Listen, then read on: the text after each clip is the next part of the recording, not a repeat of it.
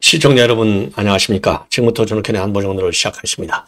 자, 이번 시간에도요, 이 한독수 대행의 이 행보에 관해서 집중적으로 전해드리도록 하겠고요. 시간이 허용이 되면 민주당 내 동정도 여러분께 말씀을 드리도록 하겠습니다.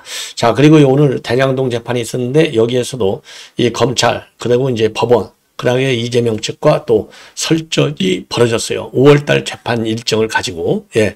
자, 이진관 부장판사, 지금 사실상 이재명한테 백기를 드는 것이 아니냐, 이렇게 저는 판단하고 있는데요. 오늘도 절절매는 모습을 보였습니다.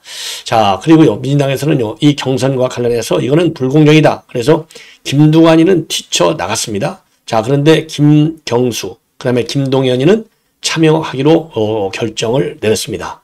자, 그래서 민주당은요, 이재명 완전히 독주 부대가 될 것인데, 야, 이 두 사람은 욕심이 많은 건지 주제 파악을 못하는 건지 대세에 흔들리는 이런 경선에 그야말로 레드 카펫을 다 이미 깔아놨는데 그야말로 이 허수아비 노릇을 하려고 출마하는 것이 아닌가. 예, 상당히 좀 안타깝다. 예. 이렇게 저는 혹평을 하고 싶네요. 자, 그러면 말이죠, 우리 한석두 권한대행, 저도 이미 여러분께 말씀을 드렸는데 딱 지금 이제 출마하느냐 마느냐, 이게 굉장히 뜨거운 감자인데 이 시기에 광주 기아차 공장을 갔어요. 광주 기아차 공장. 물론 요 광주 기아차 공장, 요거를 이제 주요 이제 일종의 이제 아이템으로 이제 꼽은 건데, 이제 시기로 본다면 아주 잘 꼽았어요. 왜? 아니, 지금 자동차 대미 수출이 제일 뜨거운 감자잖아요. 이 왜냐면 관세, 이 부가 문제 때문에. 그리고 한독수 권한대행이 트럼프하고 직접談判을 시켰다. 필요하면 별도로 만나겠다. 그래서 지금 시급한 것 중에 하나가 반도체, 그 다음에 자동차, 이 관세 문제가 아니겠습니까? 그렇기 때문에 시기적으로 광주 기아차 공장을 가는 것이 맞다 이겁니다. 왜냐? 지금 광주 기아차 공장의 경우에는요, 대미 수출이 무려 35%나 된다는 겁니다. 그게 비중도 어마어마하게 큰 것이죠. 자, 그래서 내달 초부터 만약에 자동차 관세 유예가 끝나버리면 어마어마한 타격이 지금 입혀지는, 불가피한 타격을 회피하기가 어려운 이런 국면이거든요. 그렇기 때문에 이 순수 통상 외교적인 측면에서 볼 때, 그리고 한독수 권한대행이 지금 현재 직면하고 있는 최고의 중요 업무가 바로 통상 전쟁에 대응하는 것이라는 건, 그런 측면에서 볼 적에는요, 지극히 당연한 겁니다. 그러나 이거는 이제 그야말로 이슈 그 성격 하나만 보는 것이고, 지금 이 한독수 대행은요, 그냥 총리가 아니에요. 대통령 권한대행이면서 차기 출마 여부가 뜨거운 이제 감자로 되어 있기 때문에 당연히 말 한마디, 그리고 이제 행보 하나하나가 대선과 과연 출마 여부, 지금 이제 출마 여부에 대해서는 본인이 얘기를 안 하고 있잖아요. 안 한다는 얘기도 안 하고 한다는 얘기도 안 하고 있어요. 참 답답한 측면도 물론 있는데, 예, 그만큼 가장 민감한 사안이죠. 자, 그래서 말은 안 하지만 그러다 보면 한독수 권한대행의 행보를 통해서 우리가 읽어야 된다. 자, 그러면 호남이 갖는 정치적 상징성이 게다가 크다고 하는 점. 그리고 한독수 대행은 광주 출신하지만 전북 출신이니까 내내 넓은 의미의 호남, 민주당 아성이라는 측면. 그러니까 지금 우리 당에서 말이죠, 차기 대권과 관련해서 호남과의 접점을 가지고 있는 사람은 딱 한독수 대행 하나밖에 없어요. 그리고 호남표, 지금 이미 호남에서는요, 이재명에 대한 반란표, 이재명의 이탈표, 이재명에 대한 체질적 거부감, 이게 한 20% 이상을 차지한다. 제가 그렇게 쭉 논평을 해왔어요. 왜냐면요, 호남 쪽에서 이재명의 지지율이 60%가 안 됩니다. 50% 중반밖에 되지 않아요. 그러면 DJ라든가 과거에 이제 안철수, 문재인 이런 사람들 지지를 보면요, 호남에서의 민주당 대권 후보의 지지율은 최소 70% 이상이 가야 돼요. 자, 그런데 이재명에는요, 70%는 그만두고 많이 올라가 봐야 60% 중반. 지금은 50% 중반에 머물고 있거든요. 한 20%가 빠져 있습니다. 그리고 우리 국민의힘 지지율, 그 다음에 이제 윤석열 대통령에 대한 지지율, 이게 호남에서 30%에 육박할 정도로 높게 나오고 있어요, 최근에. 자, 이런 여러 가지 지표, 여론의 추이를 본다면 오늘 광주를 간 것은 대권 구도로 본다면 상당히 전략적 포인트가 있다라고 볼 수밖에 없어요.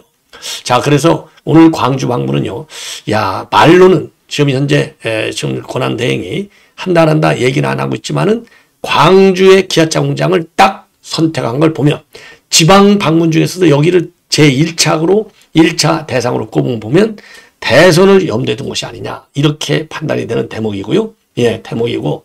자, 그리고 이제 이 자리에서 기아차 공장을 가서 이 R&D에 대한 정부의 적극적인 지원. 자, 그 다음에 이제 AI, 이 프로젝트에 대한 지원, 이런 거. 당연히 관세 문제는 뭐 공격적으로 본인이 다뤄나가겠다. 이런 입장을 내놨죠. 예. 자, 그런 이 메시지도 내놨고. 그리고 이제 또 하나, 대선과 연계지어서 얘기할 것 중에 이제 하나는요. 거기에 이제 조그마한 하나의 식당이 있는데, 요 식당이 1,000원짜리 백반집이라고 합니다. 여러분들 말이죠.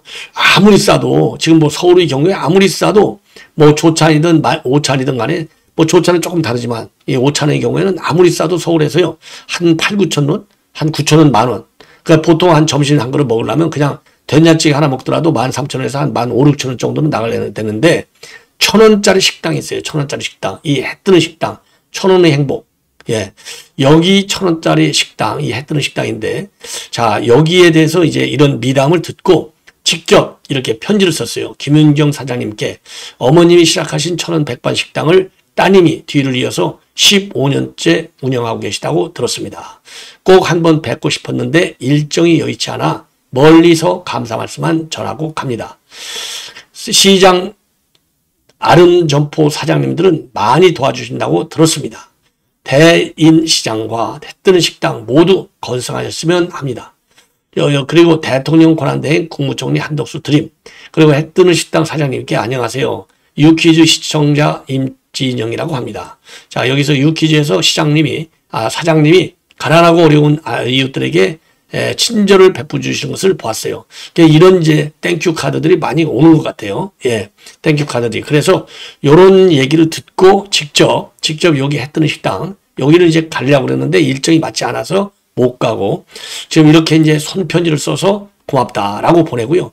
그리고 사비로 선결제해서 이 식재료를 인근에서 사는데 좀 불편함이 없도록. 왜냐면 1,000원짜리, 1,000원만 받으니까 뭐 식당이 적자 운영일 걸로 보이잖아요. 그러니까 이제 본인이 사비로 선결제를 하는 이런 미담을 남겼어요.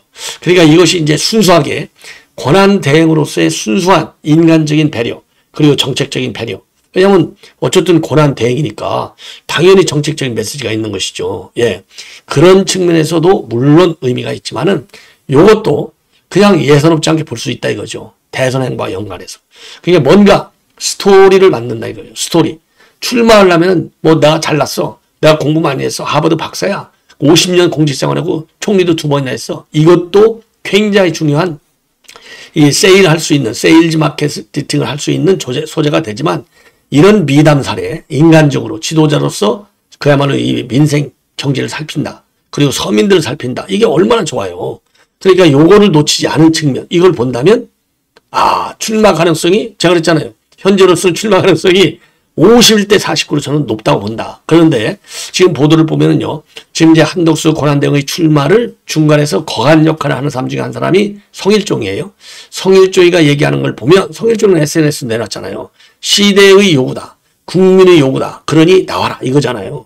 그래서 성일종이는 지금 저는 51대 49, 최소한도 높다. 가능성이 저는 높다. 이렇게 보는 거예요. 예, 근데 성일종이는 90% 나오는 게 확실하다 이렇게 돼 있거든요.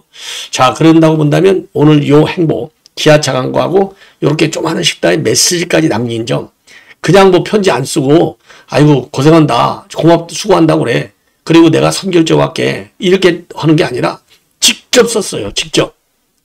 예, 직접 썼어. 그리고 가려다가 못 갔어. 이걸 보면 여기에 말하자면 이 정치적인 그 메시지를 많이 주는 거예요. 그러니까 기아차 간 것도 정치적 메시지. 요 식당에 저렇게 손편지까지 주고 또 이 사비를 털어내고 이런 것도 상당한 스토리텔링에 매우 좋은 주제가 된다. 시대로도 딱 맞잖아요. 지금 민생경제 얼마나 어려워요. 자, 그래서 요걸 보면 제가 보기에는 51대 49가 아니고 제 예측이 틀릴 수도 있지만은 한 77대 3으로 이제 높아졌다. 이거. 그리고 이제 또 7대 3으로 제가 높아졌다고 볼 수 있는 중요한 보도가 하나 나왔어요. 뭐냐? 이건 MBN에서 보도하고 있습니다. 그러면 MBN의 성격으로 볼 때 MBN은 그렇게 가짜뉴스 보도하는 기관이 아니에요. 신뢰성이 상당히 높다. 이래서 저는 그렇게 평가해요. 이 MBN 이건 준 재벌 방송이잖아요. 여기에서 뭐라고 했느냐? 한덕수 권한대행이 주변 사람들한테 사석에서 뭐라고 하느냐? 일단 외형적으로는 지금 윤상현 의원이라든가 성일종 의원 이런 사람들한테는 친윤계의 출마 권유에 대한 선을 긋고 있어요. 외형적으로, 공개적으로는. 그러나 그래서 출마를 생각해 본 적이 한 번도 없다. 선을 긋고 있지만은 지금 주변에는 여러 차례 걸쳐서 이재명이가 이번 대선에서 승리하는 거 이거는 굉장히 우려스럽다. 두 가지입니다. 25만 원짜리 돈 풀라고 하는 거 이거는 포퓰리즘이다. 이거 암적 존재다. 그리고 또 하나 이렇게 돈을 막 뿌려가면서 뭔가를 하려고 하는 거 이거는요. 이러면 지금 미국하고도 통상협상이 막 시작됐는데 요렇게 이런 포퓰리즘은 결국은 자유민주주의에 대한 암적 존재라는 겁니다. 이런 포퓰리즘. 그래서 이거는 안 된다. 이런 것이 결국은 이런 것이 한미일 연대 여기에도 마이너스가 된다. 우려를 표명했다는 겁니다. 25만 원 하는 이런 포퓰리즘 그리고 통상협상이 시작되는 상황에서 이런 포퓰리즘은 결국은 한미일 3국 이게 이제 가치 외교잖아요. 자유민주주의에 대한 근열을 초래할 수 있다. 여기에 대해서 상당한 우려를 표명하고 있다는 겁니다. 자, 그래서 한덕수 총리가 작년 4월 달에 정치권이건 정부건 간에 정말 25만 원 뿌리는 것 같은 포퓰리즘은 우리 자유민주주의에 대한 큰 암적 존재로서 작동할 수 있다. 자, 그리고요, 지금, 이 한미일 연대 균열을 볼 수 있다. 이런 것과 관련해서는 과거에 2023년도 6월에 뭐라고 했냐면, 일본 총리냐, 이렇게 민주당에서 공개가 나오니까 그런 질문이 어디가 있습니까? 그런 질문하는 것은 예의가 아니다. 예의가 아니죠. 이렇게 맞받아쳤을 정도가 되는 겁니다. 자, 그래서 이런 걸 보면은 현재로서는 출마 의사가 없지만 앞으로 여론조사에서 이재명한테 우리 국민의힘의 기존 후보들이 상당히 밀린다. 그러면은 본인이 뛰어나올 가능성을 배제할 수 없다. 이렇게 한덕수 대행하고 아주 가까운 인물이 밝혔다는 겁니다. 자, 그래서 지금 현재로는 지금 이제 공식적으로는 부인하고 있지만은 내면적으로는 부인을 하지 않는다. 불출마 보도가 사실이 아니다. 이렇게 지금 출마하지 않을 거야. 이렇게 보도하는 거에 대해서는 그거는 사실이 아니야. 이렇게 부인을 하고 있다는 겁니다. 자, 이걸 보면 제가 앞에서 말씀드린 대로 광주 기아차 공장을 택했다. 그리고 식당에는 그냥 뭐 구두로 입으로만 관심 표명하고 격려하는 게 아니라 손편까지 썼다고 하는 점. 그리고 가려다가 못 갔다고 하는 점. 왜냐면요, 또 반정부 단체들이 또 한덕수 권한대행이 거기 간다. 이러니까 또 난리를 쳤나 봐요. 그래서 안 갔다는 겁니다. 가려고까지 했다? 이건 사전, 일종의 홍보 마케팅. 요것도 검토한 것이 아니냐. 자, 그런 점에서 이제는 7대3으로 높아졌다. 그리고요, 한덕수 권한대행한테 트럼프 대통령이 특사도 보내겠다고 한 거예요. 특사도 보내겠다. 이거는 언론에서 그동안에 별로 안 다뤄졌는데, 특사를 보내겠다라고 하는 것은 한덕수 대행한테 나와. 그러니까 나올 거야? 물은 것도 나와라는 얘기나 마찬가지고, 특사 보내겠다라고 하는 것은 내가 도울 수 있는 대로 도울 테니까 무조건 나와라. 이재명의 대미관, 대중관, 외교정책 노선, 이거 우리가 도저히 받아줄 수 없다. 그러니 나와라. 이렇게 얘기한 거나 저는 마찬가지다. 그래서 트럼프 대통령도 내면적으로 이런 외교적인 행보를 통해서 이재명이 너는 안 돼. 이런 입장을 보인 것이 아니냐. 이렇게 판단이 돼요. 자, 그래서 이제 사실상 7대3 정도로 저는 높아지고 있다. 이렇게 판단합니다. 제가 막연하게, 막연이 아니죠. 이런 근거를 가지고 제가 추정하는 겁니다. 가능성이 높아지고 있다. 자, 그리고 오늘 말이죠. 이제 우리 경선 후보 등록이 마무리가 됐어요. 11명인데 그동안에 안 알려져 있지 않던 사람들이 몇 명이 나왔어요. 자, 그래서 11명. 가나다 순으로 보면 강성현 전 국회의원 후보자, 김민숙 전 서영대학교 초빙 교수, 나경원, 안철수, 양양자, 유정복, 이철우, 정일권 전 민족통일촉진본부 홍보실장, 한동훈, 홍준표. 자, 그래서요. 지금 이제 그동안에 지금 이제 김문수라든가 나경원이라든가 안철수라든가 한동훈이라든가 홍준표 익히 알려졌죠. 근데 여기에 유정복하고 이철우가 들어가고 양양자가 새로 들어갔어요. 양양자. 그리고 본래 나올 것 같았는데 하고 안 나온 사람은 충남북 지사 김영환이하고 김태흠이.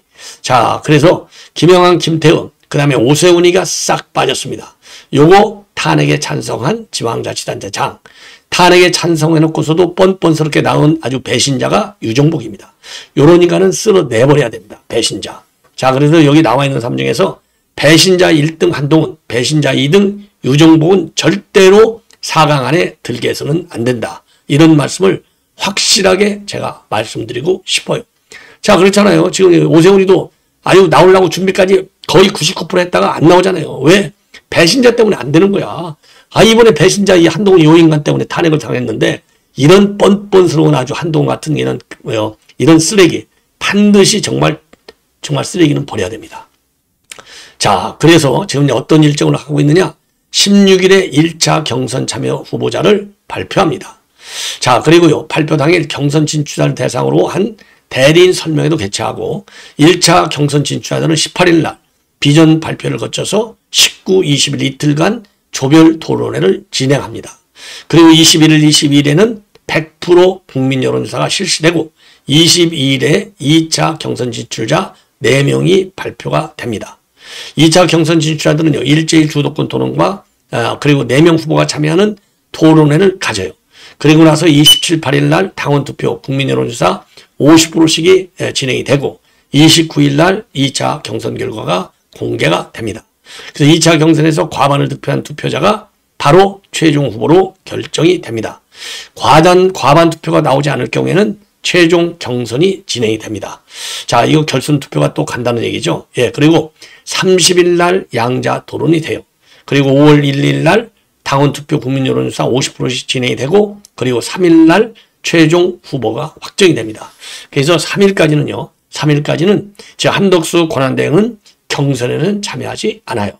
그래서 이제 경선에 참여하지 않으니까 무소속으로 출마를 하고 이제 5월 3일 이후에 별도 경선을 하겠죠. 지금 그런 시나리오로 갈 가능성이 많다. 이렇게 판단이 됩니다. 예. 그리고 권영세, 권성동 오늘 지금 특정인을 위한 기획이 있다. 특정인을 위해서 룰을 바꿀 수 있다. 이런 주장이 되고 있는데 이거는 당의 근간을 흔들고 명예를 훼손하는 행위다. 예, 그래서 경선의 룰은 당원과 당규 전례에 따라 운영되고 모든 후보는 같은 출발선에 서야 하고 누구도 예외할 수 있다. 예, 이런 입장을 내놨습니다. 자, 그래서 지금 한덕수 대행이 무소속으로 출마한 뒤에 단일화하는 방안이 거론된다라고 하는 데에 대한 경고성 메시지를 내는 것이고요. 기득권의 프레임, 내부 음모론, 특정인을 향한 낙인 찍기와 같은 공당의 품격을 해치는 분열적 언행은 단호히 배격한다. 누구든 당의 기준과 경선 원칙을 흔들려는 시도를 보인다면 끝까지 엄중히 책임을 물을 것이다. 그리고 정권 대창출은 내부 분열에서는 안 되고 단합에서 시작된다는 사실을 우리 당 구성원 모두가 다시 한번 마음에 새겨야 한다. 티끌만한 혼선도 생기지 않도록 공정하고 명확한 기준을 세워주시길 당부드린다. 라고 밝혔습니다. 그리고 오늘부터 지금 홍준표는요, 오늘 저녁에 오세훈이하고 만찬을 하고 김문수, 안철수, 나경원은 내일 조찬, 오찬 그리고 직접 방문 면담을 갖습니다. 오세훈이가 주장하고 있는 다시 성장 그리고 약자와의 동행 요거를 서로가 가져가겠다 이렇게 지금 주장하고 있어요. 러브콜을 다 지금 하고 있는 그런 상황이고 이런 상황에서요. 지금 공통적인 특징 중에 하나는 빅텐트 구상에 대해서는요. 대부분이 찬성을 하지만 지금 한덕수 권한대행의 출마에 관해서는 대부분이 일제히 반발을 하고 있다. 저는 그래서 반발 더 이상 하지 마라. 저는 그렇게 얘기하고 싶어요. 왜냐? 반발은요. 결국은 네거티브로 연결이 됩니다. 당당하게 싸워라. 지금 장외에 있는 한덕수 대행이 나오고 안 나오고가 중요한 게 아니라 가장 중요한 것은 뭐냐? 무조건 하고 불법을 제하고 지금 법이 정한 범위 안에서는 무조건 하고 이재명이 이길 사람은 전부 다 참여해야 된다. 전부 다. 그러니까 이재명 민당만 보더라도 그렇게 불공정 게임을 하는데도 불구하고 김경수 그 다음에 김동연 2명이 출마한다. 예. 이렇게 입장을 밝히고 있지 않습니까? 그런 것처럼 한덕수 권한대행의 출마 여부에 대해서는 더 이상 네거티브한 반응을 보이지 말아라. 본인이 차반자고 정책으로 승부를 걸든 발로 뛰든 아니면 공중전을 하든 이런 좀 작업으로 들어가야지. 아니 무슨 권한대행 하는 사람이 지금 이게 얼마나 중차한 시기인데 이 권력에 대선에 기웃거리냐? 이거는 아주 잘못된 것이다. 저는 그렇게 판단을 합니다. 그래서 더 이상요, 한덕수 권한대행이 지금 경선에 참여 안 하잖아요. 그러니까 그거는 공정정당당하게 그때가 되면 그때 당당하게 싸울 수 있게 지금부터 실력을 연마하라. 이렇게 말씀을 드리고 싶고, 그리고 이재명과 관련해서는 요 인간이 말이죠. 오늘 대장동 재판에서 5월 날짜가 둘이에요. 23일하고 5월 23일, 그러니까 5월, 그러니까 13일하고 27일 재판부가 지난번 재판에서 그렇게 정해놨어요. 이와 관련해서 지금 이제 이재명의 조원철 변호사가 선거일 불과 1, 2주 전인데 더군다나 대선이고 공식선거 기간이다. 막바지 선거 기간에도 예정이 없던 재판을 넣는 것은 애로가 있다. 반대 의사를 냈어요. 그리고 김칠준 변호사, 정진상이 변호인이죠. 이것도 반대를 했습니다. 그러면서 검찰과 그 다음에 설전이 오갔어요. 자, 그래서 재판부가 말이죠. 23일 말씀드렸던 건 22일이 안 돼서였고 그 주에 두 번 재판한 취지가 아니었다. 그래서 23일에 피고인 재판이 없는 거는 확인이 됐다. 그러면서 고민해 보겠다라고 밝히고 있습니다. 자, 그리고요, 검찰에서는요, 공판갱신 절차를 신속하게 진행하자. 여기에 대해서 김칠준 변호사, 그리고 이제 조원철 변호사는 반대하죠, 당연히. 자, 그래서 오늘 또 재판에서 차기 5월 말 공판기일 추가 지정 문제를 두고 이제 싸움이 벌어졌다. 그래서 이제 검찰에서는요, 5월 23일로 날짜를 잡자 이렇게 얘기를 했습니다. 5월 23일. 자, 그런데 지금 이제 아까 말씀드린 대로 본래 지난번 재판할 때는 5월 13일하고 27일로 기일을 지정해 둔 바 있어요. 예. 자, 그렇기 때문에 지금 23일에는 이재명이 재판이 없으니 좀 고민하겠다. 이렇게 입장을 내놓은 겁니다. 그래서 오늘 또 지금 검찰하고 공방이 있었다. 예, 공방이 있었다. 예. 자, 이 정도로 해서 말이죠. 지금 이재명의 재판과 관련된 공방은 이렇게 해서 말씀을 드리고, 그리고 내란 사범에 대해서는 분명히 책임을 지금 지어야 되겠다. 내란 사범. 그러니까 이거는요, 이게 일종의 내란 사범은 책임지운다. 이 얘기는요, 보복하겠다는 얘기나 마찬가지인 거예요. 보복하겠다. 그리고 공수처 대폭 강화하고 국수본도 독립성과 역량을 강화해야 된다. 그래서 이번에 윤 대통령 내란 몰이해서 철저하게 수사한 공수처, 국수본, 그리고 검찰 요거 모두 끼고 가겠다. 특히 공수처 대폭 강화하겠다. 이 얘기는 결국 뭡니까? 보복하겠다라는 말의 다른 표현에 불과하다. 그리고 내란 특검, 그리고 반헌법 특조위, 반헌법 특조위 요 두 개를 강행하겠다라고 밝혔고, 여기에 대해서 우리 국민회에서는요, 문재인 정권의 적폐청산을 재현하는 것이다. 이렇게 반발하고 나섰습니다. 자, 시청자 여러분, 이것으로 본 방송은 마치겠습니다. 대단히 고맙습니다.